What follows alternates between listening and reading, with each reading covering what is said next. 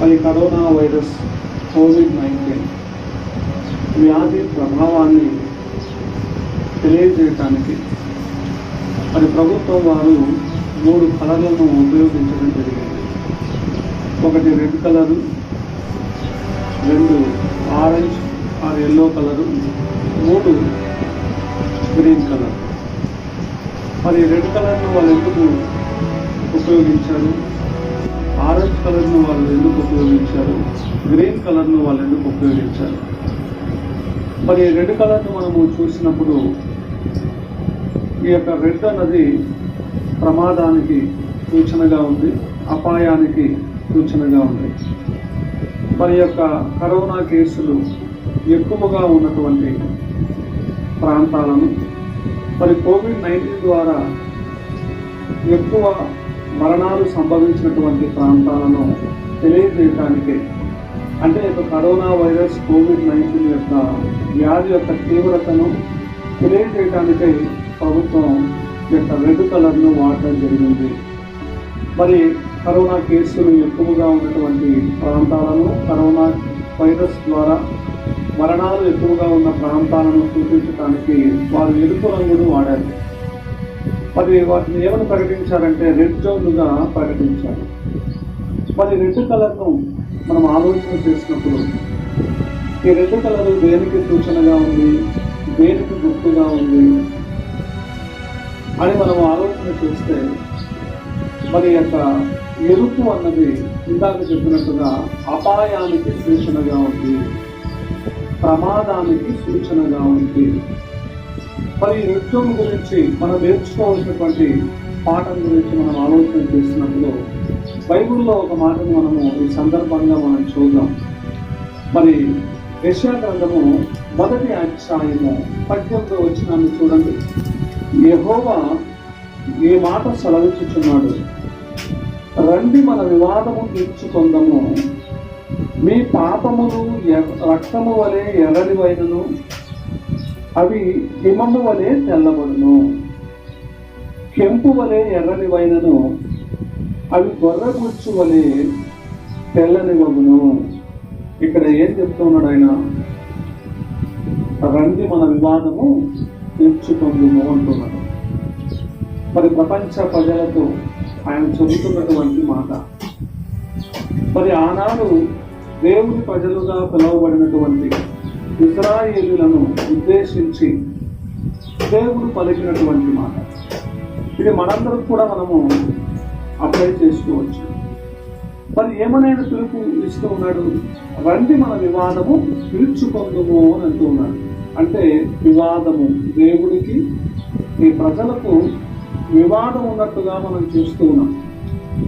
మరి ఈ వివాదము దేవుని నుండి ఉందా లేక మనుషుల నుండి ఉందా అంటే దేవుని నుండి ఏ వివాదము లేదండి. మరి ఎవరి నుంచి ఈ వివాదం ఉంది, ఎవరి నుంచి ఈ వివాదము దేవుడికి మనుషులకు మధ్య ఉంది అని మనం ఆలోచన చేస్తే, మనుషుల నుండి ఈ వివాదం అన్నది దేవునికి మనుషులకు మధ్య ఉంది. ఏంటి ఆ వివాదము, ఏంటి ఆ గొడవ, ఏంటి ఆ రక్ష అంటే ఈ మనుషులు చేసినటువంటి పాపాలు. మరి దేవుడి మనుషుని ఏ విధంగా సృష్టించాడు? పరిశుద్ధుడిగా సృష్టించాడు. దేవుని యొక్క పోలికలు, దేవుని యొక్క లక్షణాలను దేవుడి మనిషికి ఇచ్చి పరిశుద్ధుడిగా సృష్టిస్తే, ఈ మనిషి ఏం చేశాడంటే దేవుడు తనకిచ్చినటువంటి లక్షణాలలో ఒకటైనటువంటి పవిత్రతను, పరిశుద్ధతను పోగొట్టుకుని పాపము చేసి పాపిగా మారిపోయాడు. ప్రియమైన దేవుని బిడ్డలారా, ఈ మనుషులు చేసినటువంటి నేరాలే మనిషిని దోషిగా, ఒక పాపిగా దేవుని ముందు నిలబెట్టాలి. అది ఆయనకు ఏ విధంగా ఉందంటే వివాదముగా ఉంది.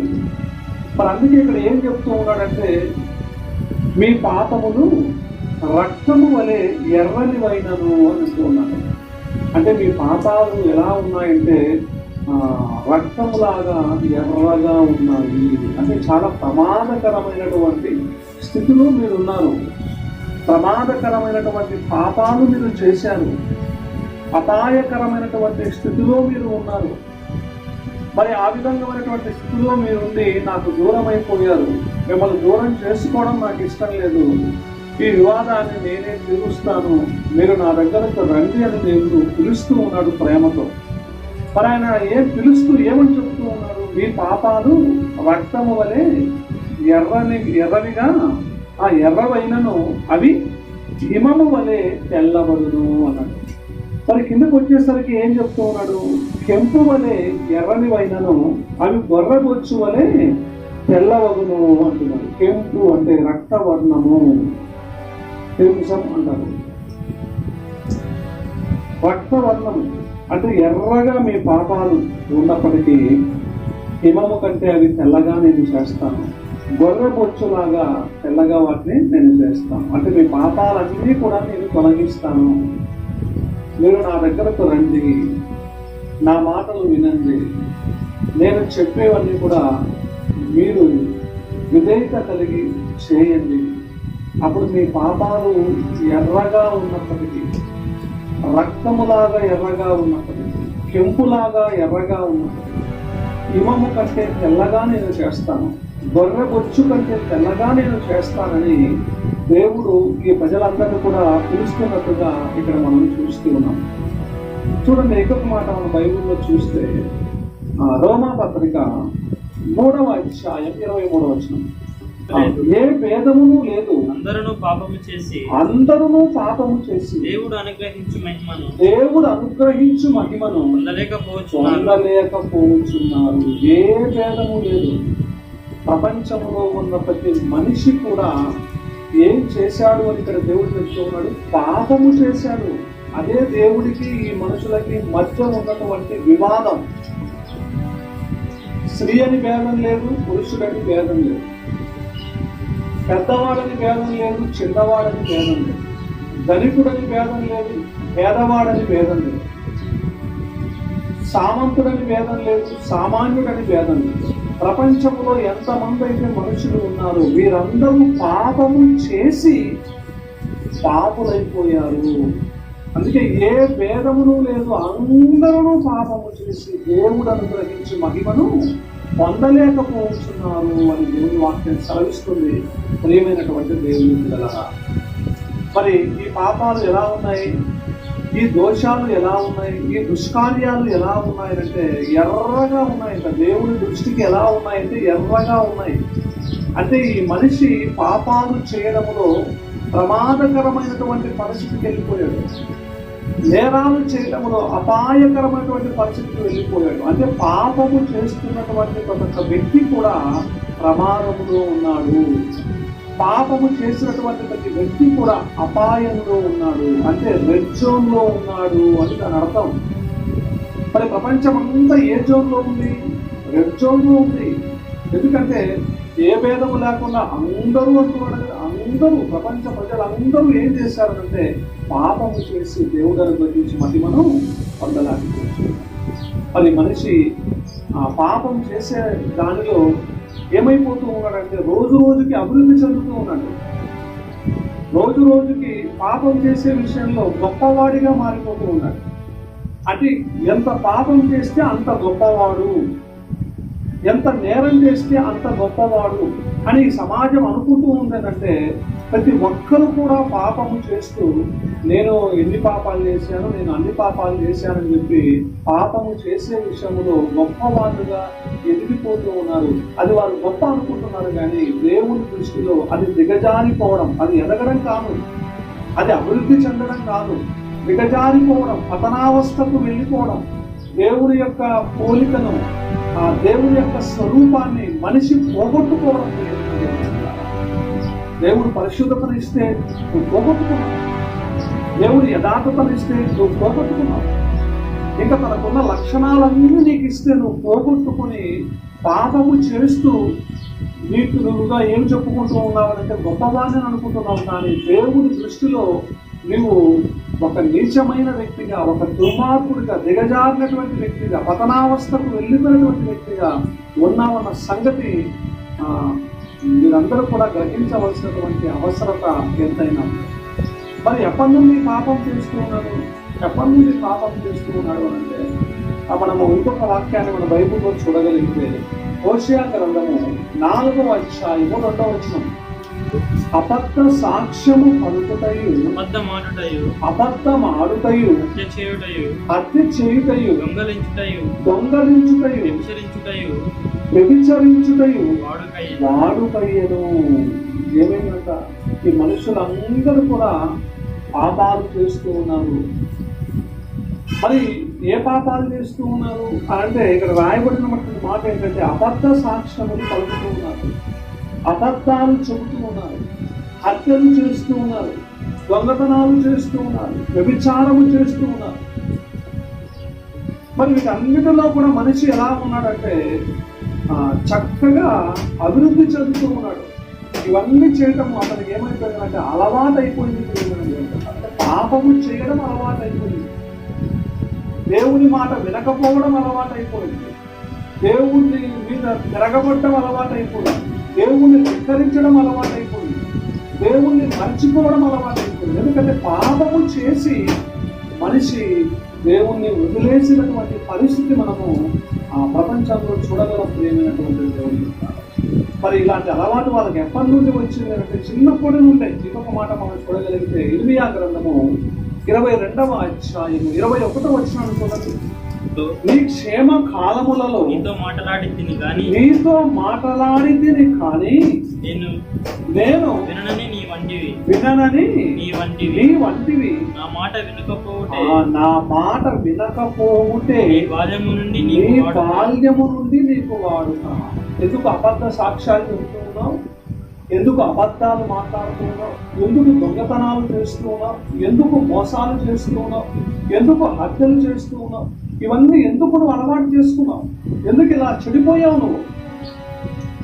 మరి ఇవన్నీ పాపాలు కాదా? ఇవన్నీ నేరాలు కాదా అంటే ఇవన్నీ పాపాలు, నేరాలు. మరి చాలా మంది మీరు అనుకోవచ్చు, మేమేం అలాంటివి ఏమి చేయటం లేదండి, మేము చాలా నీతిమంతులుగానే ఉన్నాము. ఇది పాపం అంటే ఏంటి? దేవుని మాట వినకపోవడమే పాపం, ఆజ్ఞ అతిక్రమమే పాపమని దేవుని వాక్యం చెబుతోంది కదా ప్రేమను జరుగుతుంది. అందుకే ఇక్కడ ఏం చెప్తూ ఉన్నాడంటే, ఇదిగో నేను విననని నువ్వు అంటూ ఉన్నావు, నీ క్షేమకాలంలో నేను నీతో మాట్లాడుతుంది. నేను విననని నువ్వు అంటూ ఉన్నావు, నా మాట వినకపోతే నీకు బాల్యము నుండి ఏమైపోయింది? వాడుక అయిపోయింది, అలవాటు అయిపోయింది. బాల్యము నుండి దేవుని మాట వినకుండా ఉండడం నీకు అలవాటు అయిపోయింది. బాల్యము నుండి నువ్వేం చేస్తూ ఉన్నావంటే పాపము చేస్తూ ఉన్నావు, పాపము చేసి పాటు అయిపోయావు. దేవుని మాట వినకపోవడం నువ్వు అలవాటు చేసుకున్నావు, దేవుని మీద తిరగబడ్డం నువ్వు అలవాటు చేసుకున్నావు. మరి ఇది మంచిదా అంటే ఇది ఏమాత్రం మంచిది కాదు. నువ్వు పాపములో ఉన్నావు అంటే, పాపాలు చేస్తూ ఉన్నావు అంటే, నేరాలు ఘోరాలు దుష్కార్యాలు నీ చేత జరుగుతూ ఉన్నాయి అంటే నీవు ఎక్కడున్నావు తెలుసా? రెడ్ జోన్లో ఉన్నావు, అపాయకరమైనటువంటి స్థితిలో నీవు ఉన్నావు, ప్రమాదకరమైనటువంటి స్థితిలో నీవు ఉన్నావు. కరోనా వైరస్ గురించి నువ్వు ఆలోచన చేస్తూ ఉన్నావు కానీ, COVID-19 అనే వ్యాధి గురించి నువ్వు ఆలోచన చేస్తూ ఉన్నావు కానీ, నువ్వు రెడ్ జోన్ పలానా ప్రాంతం అండి, ఆరెంజ్ జోన్ పలానా ప్రాంతం అండి, గ్రీన్ జోన్ పలానా ప్రాంతం అండి అని చెప్పి వాటి విషయాలు నీవు ఆలోచన చేస్తూ వాటి విషయమై నీవు అవగాహన కలిగి ఉన్నావు కానీ నిజంగా నీవు పాపం అనే రెడ్ జోన్లో ఉన్నావన్న సంగతి నీకు తెలుసా? ముందుగా నువ్వు ఇది తెలుసుకోవాలి. ఎందుకంటే ఈ పాపం అన్నది వ్యాధి కంటే భయంకరమైనది. ఈ పాపం అన్నది తెగులు కంటే, వైరస్ కంటే భయంకరమైనది. ఇది చాలా అత్యంత ప్రమాదకరమైనది. మరి పాపము చేసే ప్రతి ఒక్కడు, దేవుని మాట విననటువంటి ప్రతి ఒక్కడు, దేవుని మీద తిరగబడే ప్రతి ఒక్కడు, దేవుని చిత్తం చేయకుండా ఇష్టానుసారంగా బతుకుతున్న ప్రతి ఒక్కడు కూడా ఎక్కడున్నాడు తెలుసా? రెడ్ జోన్లో ఉన్నాడు. మరి ఆ విషయాన్ని ప్రతి ఒక్కరు గ్రహించాలి. నువ్వేదో క్షేమంగా ఉన్నావని అనుకుంటున్నావేమో, సమస్త మేలు నువ్వు పొందుతూ ఉన్నావని అనుకుంటున్నావేమో. నేను మేలులో ఉన్నానండి, క్షేమములో ఉన్నానండి, ఆశీర్వాదములో ఉన్నానండి, జీవములో ఉన్నానండి అని అనుకుంటూ ఉన్నావేమో. కానీ ఒకవేళ నువ్వు పాపములో ఉన్నట్టయితే నువ్వు ఎక్కడున్నావో తెలుసా? రెడ్ జోన్లో ఉన్నావు, అపాయకరమైన స్థితిలో ఉన్నావు. కాబట్టి ఖచ్చితంగా ప్రతి ఒక్క వ్యక్తి కూడా తన స్థితిని తాను తెలుసుకోవాలి. ఈ విధంగా పాపములో నువ్వు ఉన్నట్టయితే నీవు రెడ్ జోన్లో ఉన్నావు.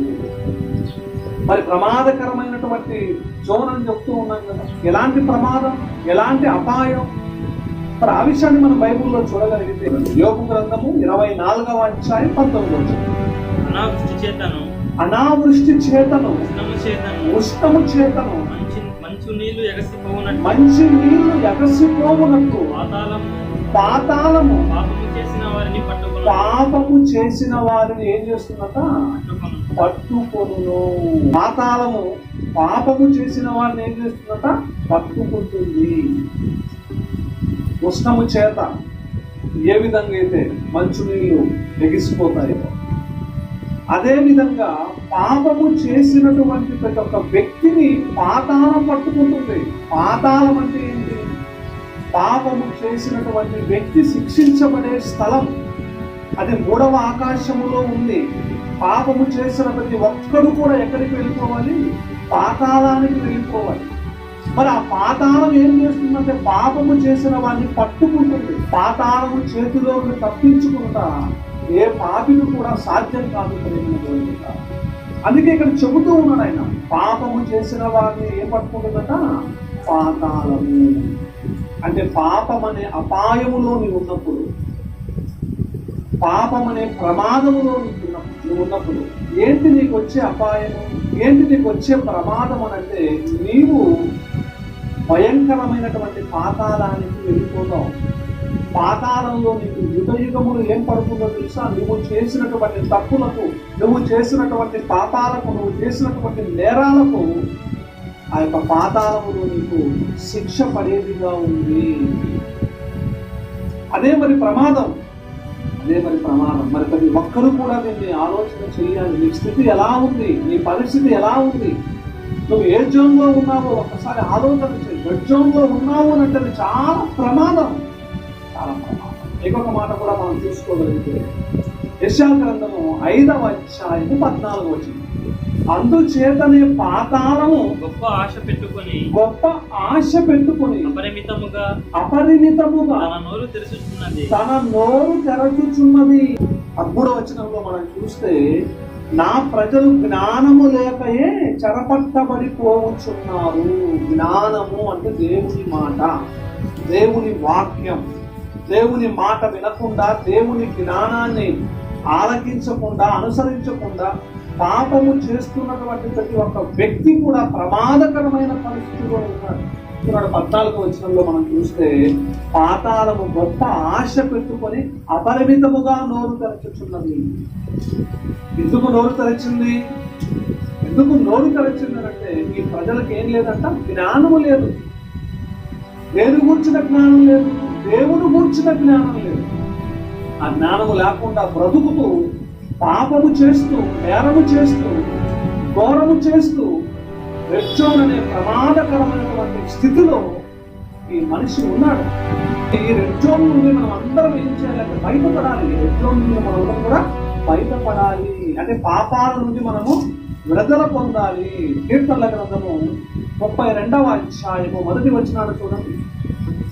తన అతిక్రమములను పరిహారము నొందినవాడు తన పాపమునకు ప్రాయశ్చిత్తము నొందినవాడు ధన్యుడు. ఏం చెప్తున్నాడండి? తన అతిక్రమములకు పరిహారము నొందినవాడు. పరిహారము నొందాలి. నీ పాపాలకు నువ్వు పరిహారము నొందాలి. ఆ రెడ్ జోన్ నుండి నువ్వు బయటపడాలి. నీ పాపమునకు ప్రాయశ్చిత్తము నొందాలి. నీ అతిక్రమాలకు ప్రాయశ్చిత్తము నొందాలి. అలా నువ్వు ప్రాయశ్చిత్తము నొందినప్పుడే నువ్వు ధన్యుడవి, ఆశీర్వదించబడినటువంటి వాడవి, దీవించబడినటువంటి వాడవి దేవుని వాక్యము సెలవిస్తుంది. మరి ఈ ధన్యతలోకి నువ్వు రావాలి అంటే నువ్వేం చేయాలి? నీ యొక్క పాపానికి నువ్వు పరిహారము పొందాలి. నీ పాపానికి నువ్వు పశ్చాత్తాపము పొందాలి. కీర్తనల గ్రంథము 38వ అధ్యాయము 18వ వచనం చూడండి. నా దోషమును నేను ఒప్పుకొనుచున్నాను, నా పాపమును గూర్చి విచారపడుచు ఉన్నాను. ఇక్కడ కీర్తనకారు ఏమంటున్నాడు?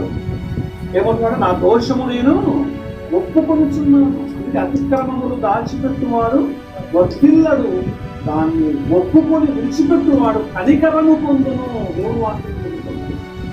నీ అతిక్రమాలకు నువ్వు ఏం చేయాలంటే పరిహారము పొందాలి. నీ పాపమునకు నీవు ప్రాయశ్చిత్తము పొందాలి. అప్పుడే నువ్వు ధన్యుడవి. మరి నువ్వు ధన్యతలోకి రావాలంటే ఏం చేయాలంటే నీ దోషమును బట్టి నువ్వు ఏం చేయాలంట? నీ దోషములను బట్టి నీవు ఒప్పుకోవాలి. నీ దోషాలను ఒప్పుకోవాలి. నీ పాపమును బట్టి నువ్వు విచారించాలి. అలా విచారించి ఆ పాపము నువ్వు బయటికి పడానికి ఉండదు కదా. అదే దేవుడు చెబుతూ ఉన్నాడు. మరి ఇంకొక మాట కూడా మనం చూద్దాం. కీర్తనల గ్రంథము 51వ అధ్యాయం 7వ వచనం. నేను పవిత్రుడగునట్లు విశ్వపుతో నా పాపము పరిహరించుము. హిమము కంటే నేను తెల్లగా ఉండునట్లు నీవు నన్ను అడుగు. ఇక్కడ కీర్తనకారుడు దేవుడికి క్షమాపణ అడుగుతున్నాడు. తన దోషములను బట్టి అతడు క్షమాపణ అడుగుతూ ఉన్నాడు. తన పాపాన్ని బట్టి అతను విచారపడుతూ ఉన్నాడు. విచారపడుతూ ఏమని చెప్తూ ఉన్నాడు? నేను పాపము చేసి పాపినైపోయాను. మరి నా పాపము నుండి నన్ను విడిపించి నన్ను పవిత్రుడుగా చేయి. విశ్వపుతో నా పాపాన్ని పరిహరింపుము. హిమము కంటే మంచు కంటే నేను తెల్లగా ఉంటున్నట్లుగా నీవు నన్ను అడుగుము అని అంటున్నాడు. అంటే ఎర్రగా ఉన్నటువంటి నా పాపాలను దేవా నీవు కడిగి నన్ను పవిత్రపరిచి తెల్లగా నన్ను చేయము అని అంటున్నాడు. అంటే ఈ తెలుపు పవిత్రతకు గుర్తుగా ఉంది. ఇక్కడ ఎరుపు దేనికి గుర్తుగా ఉందని చెప్పాడు? ఎరుపు పాపానికి గుర్తుగా ఉంది. ఈ సందర్భంలో ఇక్కడ తెలుపు దేనికి గుర్తుగా ఉందంటే పవిత్రతకు గుర్తుగా ఉంది. అందుకే అంటారు విశ్వపుతో ఏం చేయాలట?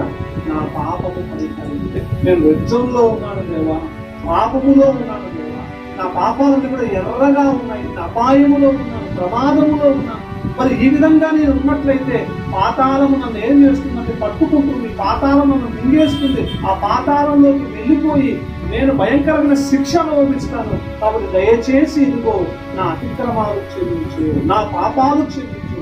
నా పాపాల విషయమే నేను విచారపడుతూ ఉన్నాను. నా పాపాల విషయమే నేను పశ్చాత్తాపడుతూ ఉన్నాను. నన్ను పవిత్రుడిగా చెయ్యి, నన్ను పవిత్రుడిగా చెయ్యి. హిమము కంటే తెల్లగా నన్ను పవిత్రుడిగా చెయ్యి అని ఇక్కడ కీర్తనకారుడు ఆ నిత్యంలో నుండి బయటికి వచ్చినట్టుగా మనం చూస్తూ ఉన్నాం. మరి నీవు కూడా పాపం అనే నిత్యంలో ఉన్నావా? అది చాలా ప్రమాదకరమైనది. కాబట్టి ఆ నిత్యంలో నుంచి నువ్వు బయటికి రావాలంటే నీ పాపాలు ఏం చేయాలో తెలుసా? దేవుని సన్నిధిలో ఒప్పుకోవాలి. ఒప్పుకొని దాన్ని ఏం చేయాలో తెలుసా? విడిచిపెట్టాలి. మరి మన పాపాల నుండి దేవుడు ఏ విధంగా విడిపిస్తాడు? 2000 సంవత్సరాల కిందట దేవుడి కుమారుడైన యేసుక్రీస్తు లోకానికి వచ్చాడు. తండ్రైన దేవుడు తన కుమారుణ్ణి లోకానికి పంపించి ఏం చేశాడనంటే తన రక్తము ద్వారా ప్రతి మనిషి చేసినటువంటి పాపము నుండి విడిపించటానికి యేసుక్రీస్తు శిలువలో పని చేశాడు. మరి యేసు రక్తం కూడా, రక్తం ఏ కలర్లో ఉంటుంది? రక్తము ఎరుపు కలర్లో ఉంటుంది. పాపము చేశారు, ఎర్రటి పాపాలు అంటే రక్తము లాంటి పాపాలు చేసినటువంటి నిన్ను పవిత్రపరచడానికి దేవుడి కుమారుడైన యేసుక్రీస్తు ఎర్రటి తన రక్తాన్ని, పవిత్రమైన రక్తాన్ని చిందించినట్టుగా మనం చూస్తున్నాం. మరి భూమి మీద పాపాలు క్షమించడానికి యేసుక్రీస్తుకు తప్ప ఎవరికి కూడా అధికారం లేదు. అందుకే ఆయన ఏమంటారు? భూమి మీద మనుషుల పాపములు క్షమించటానికి మనుష్య కుమారుడికి మాత్రమే అధికారం కలదు అని చెప్తూ ఉన్నారు. మరి ఆయన రక్తం ఎలాంటిది? ఆయన రక్తం పవిత్రమైనది, నిర్దోషమైనది, నిష్కలంకమైనది, అమూల్యమైనది. మరి ఆ రక్తము ద్వారా మనం అందరము ఈ పాపం అనే నిర్జం నుండి మనము బయటికి వచ్చే వారంగా ఉంటూ ఉన్నాము. చూడండి, ఆ మాట చూద్దాం. అన్నమాట పేతురు రాసినటువంటి మొదటి పత్రిక 1వ అధ్యాయం 19వ వచనం. అమూల్యమైన రక్తము చేత అనగా నిర్దోషమును నిష్కలంకమునకు గొర్రెపిల్ల వంటి క్రీస్తు రక్తము చేత విమోచింపబడితిరని మీరు ఎరుగుదురు కదా. అంటే మనకు దేవుడు విమోచన అనుగ్రహించాడు. ఎలా అనుగ్రహించాడు? గొర్రెపిల్ల వంటి రక్తం, నిర్దోషమైన, నిష్కలంకమైన పవిత్రమైనటువంటి యేసు రక్తము ద్వారా మనలందరినీ పాపమనే రెడ్ జోన్ నుండి ఆయన విడిపించాడు, విమోచించాడు. అందుకే యేసు రక్తములో మనకు పాపము నుండి విడుదల ఉంది. యేసు రక్తములో మన ఆత్మపై స్వస్థత ఉంది. యేసు రక్తము ద్వారానే మనమందరం కూడా పవిత్రపరచబడతాము. మన పాపాలన్నీ ఎర్రవిగా ఉంటే, మన పాపాలన్నీ కూడా రక్తవర్ణములో ఉంటే, మరి ఆ యొక్క పాపముల నుండి యేసు రక్తము మనల్ని ఏం చేస్తుందనంటే విడిపించి వాళ్ళందరినీ కూడా పవిత్రపరుస్తుంది. గొర్రె బొచ్చులాగా తెల్లగా పవిత్రపరుస్తుంది, హిమములాగా తెల్లగా పవిత్రపరుస్తుంది. ప్రేమ యోహాను రాసినటువంటి మొదటి పత్రిక 1వ అధ్యాయం 7వ వచనం. యేసు రక్తము ప్రతి పాపము నుండి మనలను పవిత్రులుగా చేయు. ప్రతి పాపం, అది ఎలాంటి పాపమైనా నీవు వచ్చి ఆయన యొక్క క్షమాపణ అడిగితే ఆ రక్తము, ఆ యేసు రక్తము, ఎర్రగా పవిత్రంగా ఉన్నటువంటి ఆ యేసు రక్తము ఎర్రగా పాపాలు చేసినటువంటి నిన్ను, నీ పాపాలను ఏం చేస్తుందంటే క్షమించి నిన్ను పవిత్రపరచి నిన్ను తెల్లగా మారుస్తుంది. అంటే నీతిమంతుడిగా మారుస్తుంది, పవిత్రుడిగా మారుస్తుంది. కాబట్టి ప్రతి ఒక్కరూ కూడా ఏం చేయాలి తెలుసా? ఈ పాపం అనే రెడ్ జోన్ నుండి బయటికి రావాలి. అది చాలా ప్రమాదము, అది చాలా అపాయము.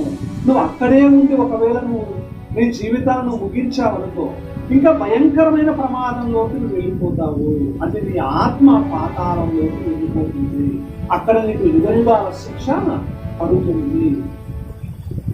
ఒకవేళ ఇక్కడ రోగం నుంచి నువ్వు తప్పించుకోవచ్చేమో, ఒకవేళ రోగం వస్తే నువ్వు ఒకవేళ నీ ప్రాణాలను పోగొట్టుకోవచ్చేమో, కానీ ఒకవేళ పాపం అనే రోగముతో నువ్వు మరణిస్తే, పాపం అనే రెడ్ జోన్ లో ఉండి నువ్వు మరణిస్తే, భయంకరమైన రెడ్ జోన్ ఏంటో తెలుసా? పాతాళము.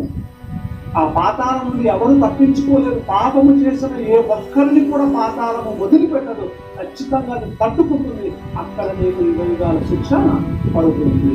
కాబట్టి ఇప్పుడే మేలుకొని రెడ్ జోన్ లో, ఒకవేళ పాపం అనే రెడ్ జోన్ లో ఒకవేళ నువ్వు ఉన్నట్టయితే యేసు క్రీస్తు రక్తములో నువ్వు కడగబడి నువ్వు పవిత్రుడిగా ఆ రెడ్ జోన్ నుంచి బయటికి రావాలని ఆశిస్తూ ఈ మాటలు చెబుతూ నేను ముగిస్తూ ఉన్నాను.